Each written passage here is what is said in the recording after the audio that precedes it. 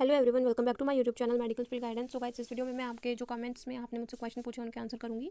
सारे जो क्वेश्चन है MNS and AIIMS BSc honours nursing and paramedical के रिगार्डिंग ही होंगे। सो जिसने क्वेश्चन पूछे हैं वो तो इस वीडियो को देखे ही, साथ में जिसने नहीं पूछे वो भी ज़रूर देखना, क्योंकि स्टूडेंट्स के कहीं ना कहीं क्वेश्चन जो हैं वो सेम करते हैं, कॉरिलेट होते हैं। ठीक है, सो आप लोग भी इस वीडियो को एंड तक जरूर देखना। चलिए, जैसे हमारा फर्स्ट क्वेश्चन है कि एमएनएस का पेपर हिंदी में होता है या इंग्लिश में। मोस्टली स्टूडेंट्स का ये डाउट होता है। सो गाइस, जो आपका एमएनएस का एग्जाम है वो सिर्फ इंग्लिश में होता है, लेकिन AIIMS BSc honours nursing and paramedical की अगर मैं बात करूँ तो उसका जो एंट्रेंस एग्जाम होता है वो आपका दोनों लैंग्वेजेस में होता है।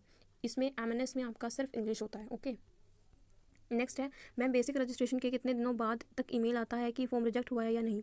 सो गाइस देखो, आपका बेसिक रजिस्ट्रेशन के बाद जब आपको नोटिफिकेशन आया है आपको एम्स की वेबसाइट पे, उसमें लिखा है कि एप्लीकेशन फॉर्म बेसिक रजिस्ट्रेशन की डेट ये है, उसके बाद आपको रिजेक्ट हुआ या नहीं हुआ उसकी डेट 9 अप्रैल है। तो 9 अप्रैल को आपके पास ईमेल आएगा कि आपका फॉर्म रिजेक्ट हुआ है। अगर रिजेक्ट हुआ है तो ईमेल आ जाएगा, एंड आपको फिर रीज़न भी दिया होगा उसमें कि क्या है, क्यों नहीं हुआ। सो उसको आप करेक्शन विंडो में फिर सही कर सकते हो, एंड देन आफ्टर आपका फाइनल रजिस्ट्रेशन होगा जब आपको फ़ी पे करनी है आपको online. Okay ma'am, crash course तो आज मैंने एक वीडियो अपलोड करी है इकोलॉजी के रिगार्डिंग। सो ये एक डेमो वीडियो होगी कि मैं किस तरीके से आप लोगों की हेल्प करूँगी। आप उसको एक बार ज़रूर जाके चेकआउट करिए, ताकि मुझे आप लोगों की फीडबैक पता चले कि आप लोगों को वीडियो समझ आई है या नहीं आई, मेरा वे ऑफ टीचिंग कैसा लग रहा है या नहीं लग रहा। सो एक बार वो जाकर जरूर देखना, क्योंकि इकोलॉजी अगर हम एनसीईआरटी से पढ़ते हैं तो काफ़ी बोरिंग लगती है। उसमें मैंने इंपॉर्टेंट टॉपिक्स भी बता रखे हैं, तो एक बार जरूर जाकर उसको चेकआउट करिए। नेक्स्ट जो क्वेश्चन है, is syllabus same for NEET.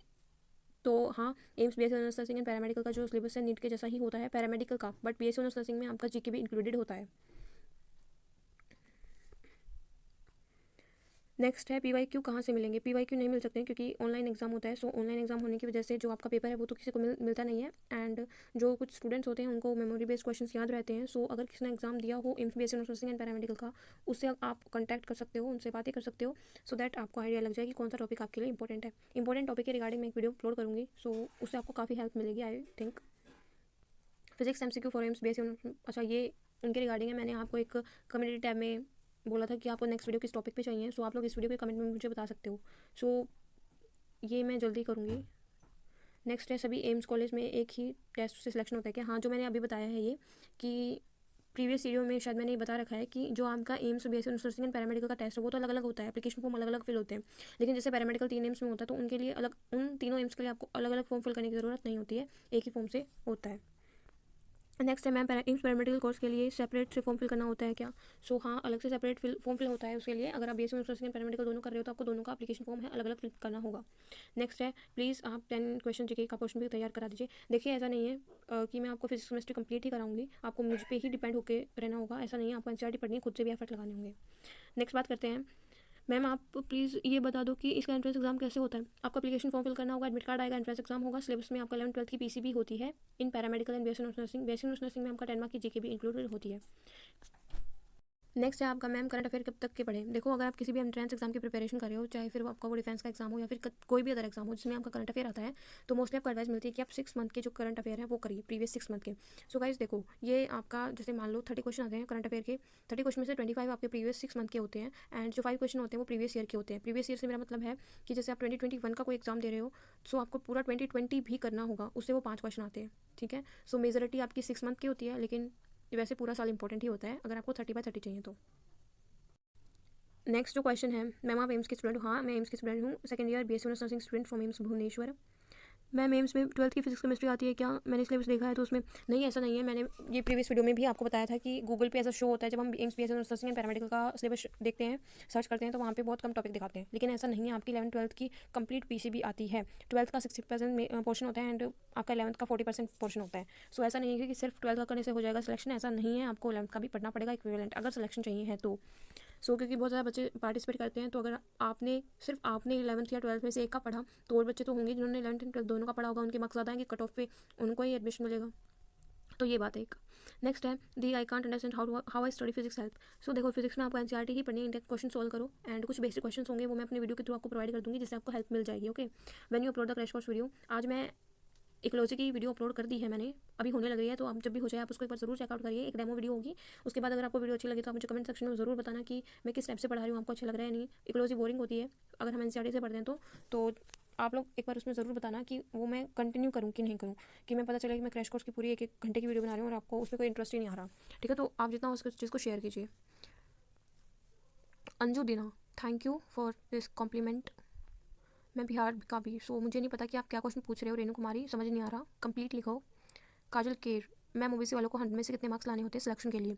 सो देखो, आपका 100 में से ऐसे तो कोई श्योरिटी से नहीं बता सकता, क्योंकि अगर आपने 2020 की कट ऑफ देखी होगी तो आपको बहुत लो रैंक पे भी बढ़िया कॉलेज मिला हुआ है, मतलब सिलेक्शन हुआ है लोगों का। सो वो इसी वजह से था क्योंकि उनके पास रेन्यू जो उनका ओबीसी सर्टिफिकेट है वो नहीं था, सिर्फ इसी वजह से, अदरवाइज ऐसा नहीं होता। सो आप ये मत सोच के चलना कि अगर 2020 में कट ऑफ इतनी लो गई है तो 2021 में भी जाएगी, क्योंकि अब सब बच्चे अलर्ट हो गए हैं, वो अपना जो ओबीसी सर्टिफिकेट है उसको रेन्यू करवा के रखेंगे within the given date. तो अगर मैं आपको सेफ स्कोर बोलूँ तो आप 60-70 प्लस ही रखना अगर आपको सिलेक्शन चाहिए तो। ऐसे तो डिपेंड करता है कि कितने स्टूडेंट्स पार्टिसिपेट कर रहे हैं, उनके क्या मार्क्स आ रहे हैं, कट ऑफ पे डिपेंड करता है, बट फिर भी अगर मैं सेफ स्कोर आपके लिए बोलूँ तो 70 प्लस या 60 प्लस तो होना ही चाहिए। मैम फिजिक्स रिवीजन करा दीजिए। फिजिक्स का मैं कुछ वीडियो प्रोवाइड कर दूँगी आप लोगों को, ठीक है मैम। ऐसा नहीं है कि आप लोग मुझ पर ही डिपेंडेंट रहो कि मैम करा देंगी, तो क्योंकि मुझे इतना टाइम मिलता है मैं उतना मैं डिवोट करूँगी आप लोगों के लिए जितना मुझसे होगा, बट ऐसा नहीं है कि आप सिर्फ मुझ पर ही डिपेंडेंट रहो, ओके, ऐसा नहीं है, आपको खुद से एफर्ट लगाने पड़ेंगे। मैम आप इंपॉर्टेंट चैप्टर बता, हाँ मैं ये एक वीडियो बना दूँगी इंपॉर्टेंट चैप्टर की, कि आप लोगों को इंपॉर्टेंट चैप्टर के अकॉर्डिंग मैं टॉपिक भी बताऊँगी, जैसे कि क्लोजी में मैं करा रही हूँ तो मैं आपको साथ साथ इंपॉर्टेंट टॉपिक भी बताऊँगी कि ये टॉपिक्स आपको करने ही करने हैं, ठीक है। सो ये एक बेसिक सी बात है। दी कंफर्म कैसे करें कि रजिस्ट्रेशन हो गया? रजिस्ट्रेशन हो गया इसके लिए मैंने अभी आपको बताया कि आप देखो कितने सारे बच्चों के कॉमन डाउट हैं, तो आपको फ़ायदा होगा इस वीडियो से डेफिनेटली। तो आप लोग कमेंट में भी बताना कि वीडियो कैसी थी। तो देखो मैंने अभी आपको बताया कि आपका जो कन्फर्मेशन की डेट है दैट इज़ 9 अप्रैल। 9 अप्रैल को आपको ईमेल आ जाएगा अगर आपका रिजेक्ट हुआ होगा तो, और साथ में रीज़न भी देंगे वो क्यों रिजेक्ट हुआ है, फिर आपको उसको करेक्शन विंडो में सही करना है, okay. So thank you for Bhagyashree. दीदी प्लीज़ एमटीजी फिंगरप्रिंट के क्वेश्चन करवा दीजिए। सो देखो एमटीजी फिंगरप्रिंट के क्वेश्चन करने के लिए मैं आप लोगों को भी नहीं ही बोलूँगी, क्योंकि इतना हाई लेवल करने की ज़रूरत नहीं है, ठीक है। एनसीईआरटी पढ़ोगे बढ़िया रहेगा, क्योंकि देखो वही बात है, एक चीज़ आप मोटी सी किताब ले रहे हो उसको आप एक बार पढ़ रहे हो, है ना, और एक आप पतली सी बुक ले रहे हो उसको आप 6-7 बार पढ़ रहे हो, फ़र्क होता है, ठीक है। अगर आप उस एक मोटी सी किताब को एक बार में पढ़ोगे तो आप जब एग्जाम का टाइम आएगा, आपका एग्जाम आप दे रहे होगे तो आउटपुट इतनी नहीं आएगी, लेकिन एक पतली सी किताब अगर आपने 6-7 बार पढ़ी होगी तो आपको क्वेश्चन देख के ही माइंड में उसका आंसर हिट हो जाएगा। सो ऐसा नहीं है कि मत पढ़ो, वो तो आपकी विश होगी, आपका डिसीजन होगा कि आप पढ़ रहे हो या नहीं पढ़ रहे हो, लेकिन for AIIMS based honours nursing या पैरामेडिकल अगर आप प्रिपरेशन कर रहे हो तो आप एक चीज़ के लिए स्टक रहो कि हाँ मुझे यही पोर्शन करना है, उतने पे ही स्टक रहना है, उसको 6-7 बार अच्छे से पढ़ना है, ठीक है। सो ये बात है। नेक्स्ट है 10 marks GK question also there, you have to talk about that, will you also provide question? देखो मैं ये नहीं बता सकती कि मैं जीके के प्रोवाइड करूँगी या नहीं करूँगी, क्योंकि वो डिपेंड करेगा टाइम पे, क्योंकि कितना टाइम रहता है। अगर आपका पीसीबी कंप्लीट होता है तो मैं करा दूँगी, अदरवाइज देखते हैं फिर इसको, ठीक है। मैम प्लीज़ एक इन्फॉर्मेशन बताओ, आई रिक्वेस्ट कि क्या basic registration BSc nursing and paramedical course के लिए कॉमन ही है? नहीं, बेसिक रजिस्ट्रेशन कॉमन नहीं है, अलग अलग होंगे, आप ध्यान रखो इस बात के लिए। आपको एप्लीकेशन फॉर्म फिल करना है, दोनों अलग अलग फॉर्म फिल होंगे, okay. Ma'am AIIMS BSc nursing का पेमेंट के लिए फॉर्म होता है, वो कब आएगा? पेमेंट का फॉर्म आपको फाइनल रजिस्ट्रेशन पे होता है, ठीक है। फाइनल रजिस्ट्रेशन जब आएगा तो फाइनल रजिस्ट्रेशन की डेट देख लो आप, मुझे एक्जेक्ट डेट याद नहीं है उसकी, नोटिफिकेशन आया हुआ है आपको, मैंने उसकी वीडियो बना रखी है, जाके चेकआउट करो, आपको फाइनल डेट पता चलेगा तभी आपकी पेमेंट होगी, ओके। ऑनलाइन मोड में पेमेंट होती है। सो नेक्स्ट है दीदी, मेरा ईडब्ल्यूएस फॉर्म अभी बना नहीं है, पर मेरे अप्लाई कर दिया ईडब्ल्यूएस फॉर्म के लिए, अगर मैं अपना रजिस्ट्रेशन ईडब्ल्यूएस से कराऊँ और बाई चांस ईडब्ल्यूएस फॉर्म ना बन पाए तो क्या मैं, हाँ आप जनरल कंसिडर हो गए ऑब्वियसली, अगर आपके पास ईडब्ल्यूएस सर्टिफिकेट नहीं होगा तो आप यूआर कैटेगरी में कंसिडर हो जाओगे, ओके। तो यही बात है। नेक्स्ट है कितने एज तक हम एम्स नर्सिंग दे सकते हैं? देखो ये कैटेगरी पे डिपेंड करता है, अगर आपकी कैटेगरी जनरल है तो आप 21 तक कर सकते हो, एससी है तो आपकी थोड़ी एक्सटेंड हो जाती है, वो 24-25 तक हो जाता है, ठीक है। डी फॉर जीके, जीके के लिए आप लोगों को नॉर्मली मैं बोलूँ तो यही है कि आप थोड़ा बहुत करंट अफेयर भी देखते रहो, साथ साथ थोड़े थोड़े रीजनिंग के क्वेश्चन करते रहो। एंड जीके के लिए अगर आप अरिहंत की बुक करो तो ठीक रहेगा, अरिहंत एमएनएस का जो जीके वाला पोर्शन गिवन है ना, बस वहीं कर लो, कोई मोटी सी ल्यूसेंट उठाने की ज़रूरत नहीं है, फालतू में टाइम वेस्ट होगा उससे, ठीक है। मैम जल्दी से स्टार्ट कर दो, मैंने कर दिया है स्टार्ट, डेमो क्लास डाल दी है मैंने, एक बार आप उसको चेकआउट करो, कैसी लगी वीडियो मुझे बताओ, फिर मैं कंप्लीट उसके रिगार्डिंग कल वीडियो बना दूँगी, ओके। मैम पेपर सिर्फ इंग्लिश में आता है, हिंदी में भी आता है? देखो अगर AIIMS BSc nursing and paramedical की बात करूँ तो आपका दोनों लैंग्वेजेस में ही आता है, लेकिन आपका एमएनएस का पेपर है वो सिर्फ इंग्लिश में होता है, ठीक है। सो गाइज अगर आपको कोई भी पीडीएफ से रिलेटेड चीज़ चाहिए तो टेलीग्राम पे मुझे ज्वाइन कर सकते हो। टेलीग्राम पे पहले मेरा एक ग्रुप भी था, बट ग्रुप अभी मैंने डिलीट कर दिया है।